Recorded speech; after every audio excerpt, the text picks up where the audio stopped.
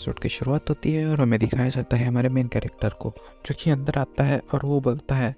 तो ये है ट्रेजर पवेलियन लिंची सेट का।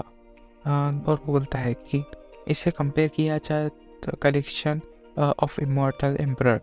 तो ये कुछ भी नहीं है उसके सामने, जो कि 50,000 साल पहले था बोल के। और इसे देख के तो ऐसा लगता है कि ये कोई तो भी सिंपल ग्रॉसरी स्टोर है, ना कि कोई तो भी ट्रेजर हाउस। और फिर नेक्स्ट सीन में वो बोलता है कि देखा जाए तो जो पहले की टेक्निक थी वो बहुत ही ज़्यादा अच्छी थी बोल के, और ये जो भी टेक्निक है वो कुछ भी नहीं है बोल के, और इसे कंपेयर भी नहीं किया जा सकता है million of greatest empire technique के लिए।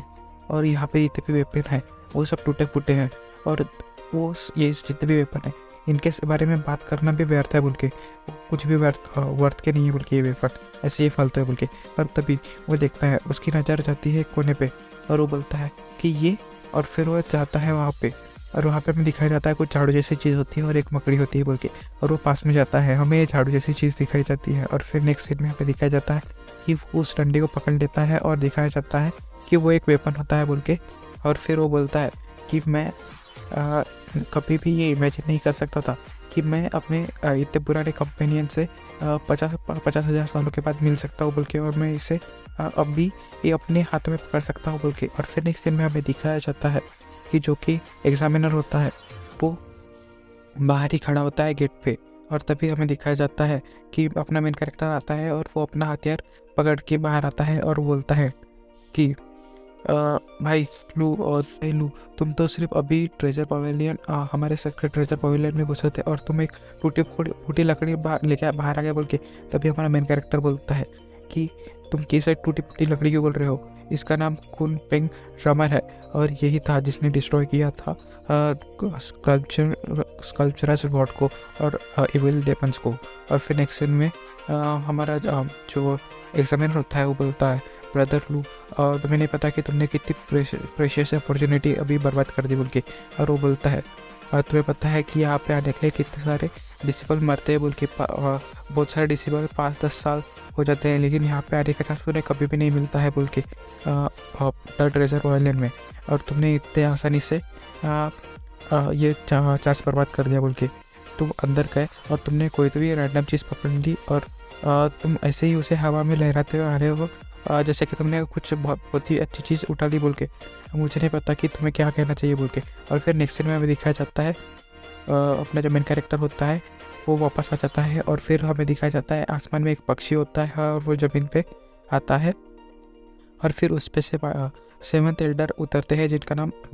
ल्यू क्वारान होता है। और फिर जो 7th एल्डर होते हैं उनको सब प्रणाम करते हैं और बोलते हैं कि यहाँ पे जितने भी डिसेबल पास हुए थे the kinetic heart of the forest वो इधर है, और वो रेडी है नेक्स्ट एग्ज़ाम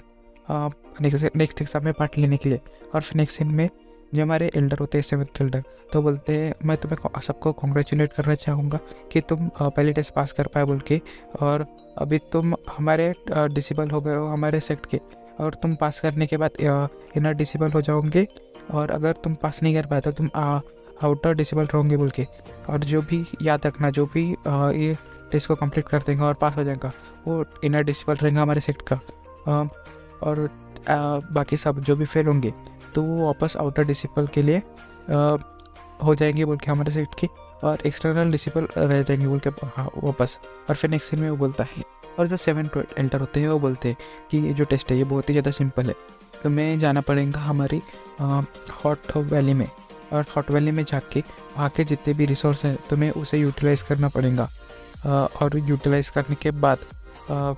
तुम्हारी जितनी भी कल्टीवेशन बढ़ा पाओ तुम उतनी तुम्हें बढ़ानी पड़ेगी, और जिनका प्रोग्रेस सबसे ज़्यादा रहेगा उनको उनको बेस रैंकिंग के हिसाब से रैंकिंग दी जाएंगी बोल के। और मैं तुम्हें मूव ऑन कर दूँ बोल के कि यहाँ पे सिर्फ तुम ही नहीं रहने वाले हो जो कि इस टेस्ट में पार्ट लोगे बोल के। यहाँ पे जो हमारे एक्सटर्नल डिसिपल्स है जो कि इसके पहले पास नहीं कर पाए या फिर जिन्होंने एग्ज़ाम नहीं दी बोल के, तो वो भी तुम्हारे साथ ही रहेंगे बोल के। और मैं तुम्हें एक और बात बताना चाहूँगा बोल के कि यहाँ पे सिर्फ इंटरनल डिसिपल के कुछ ही सीट खाली है बोल के, और तुम्हें उनके साथ में फ़ाइट करना पड़ेगा इस इन सीटों के लिए। और यहाँ पे सिर्फ 20 सीट अवेलेबल है इनर डिसिपल्स के लिए। और यहीं पे हमारा ये एपिसोड खत्म होता है। अगर आपको जानना है कि आगे के टेस्ट में क्या होता है तो आपको देखना पड़ेगा नेक्स्ट एपिसोड।